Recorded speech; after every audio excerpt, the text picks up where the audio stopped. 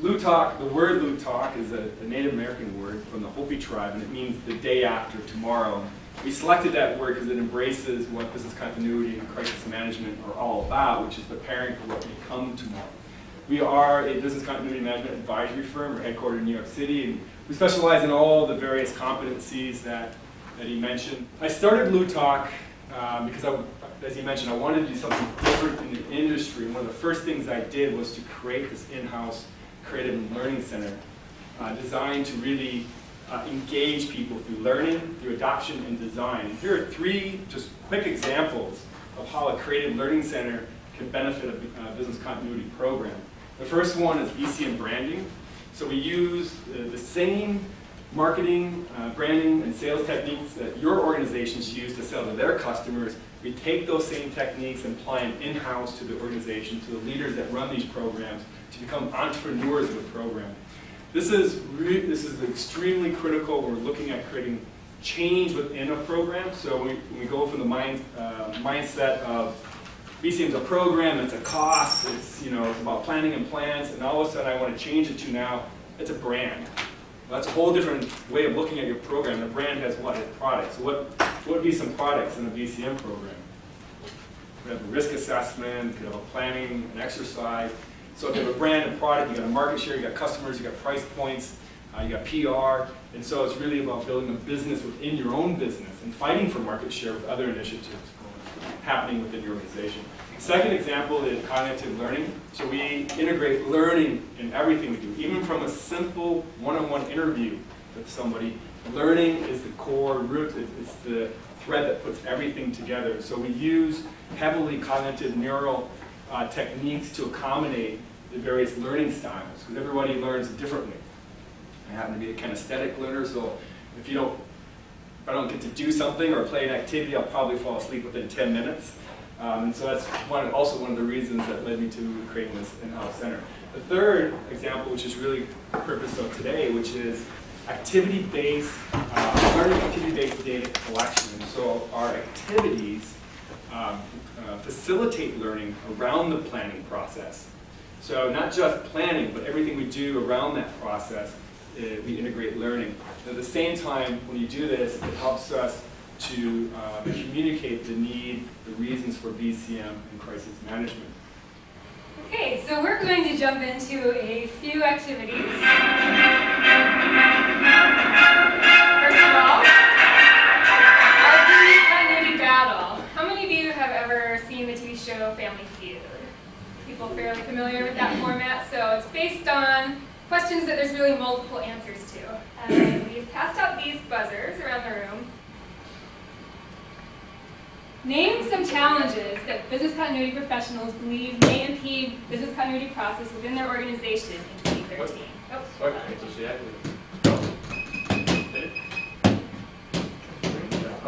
We have a over here. Money. Money. Do we have money? Number one. Okay, number one answer for this question. Okay. Next. Next answer. Does anyone have a green flashing one? All right, back here. Lack of CEO support. Lack of support. Very good. That was 14. Going green. Oh, okay. Competing priorities. Competing priorities. Yep.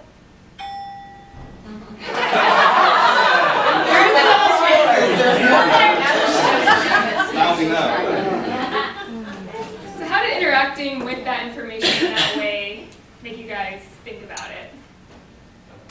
It made you think about it, right? So instead of me just, listing all that information, where it's kind of easy to glaze over, hopefully it challenged you all to think about what you're going to say. And as facilitators and program managers, this is a great way to gauge the level of knowledge that your teams have. A lot of times we do training, maybe to the same people year after year, and it's hard to tell how much of that they actually retain. So you can kind of kill two birds with one stone here by training them as well as by seeing what they already know.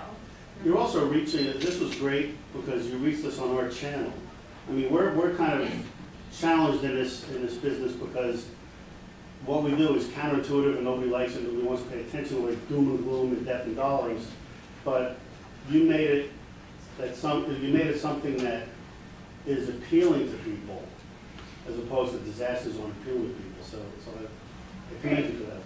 So facilitating exercises, as we all know, can be somewhat daunting for several reasons. First of all, it's a challenge to get all of your business continuity team members or executives in the same room for the same amount of time, for an hour, much less 4 hours, for example, for something like a tabletop.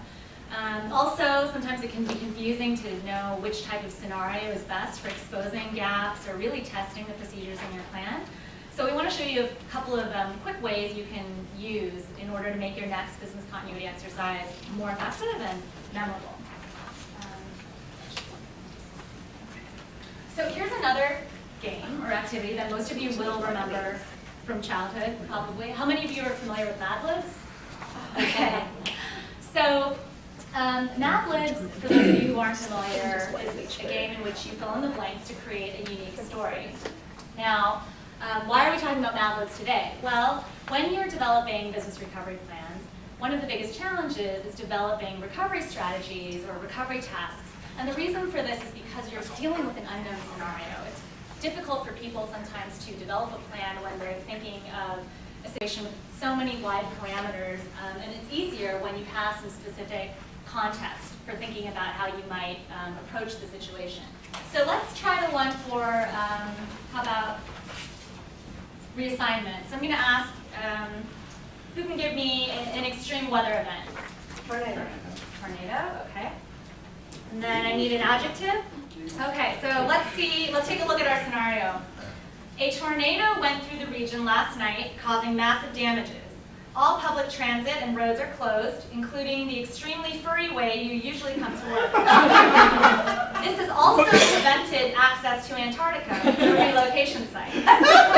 Now, you're unable to log into the network because a car was somehow hurled into the server room, disrupting the network connection. Now, based on news reports, it seems like it will be 13 days before you can get back to work. In the meantime, you're not going anywhere. But before you relax on the couch to catch up on Family Feud, your favorite television show, you need to figure out how you're going to address impending deadlines for payroll. So, this is obviously a fun way to get interactive, but now we have a situation to think critically about, and one that's somewhat relevant to us. So if you were to do this with your team, they'd be piping in with names of their IT guy or their relocation site, so it would be automatically relevant to them.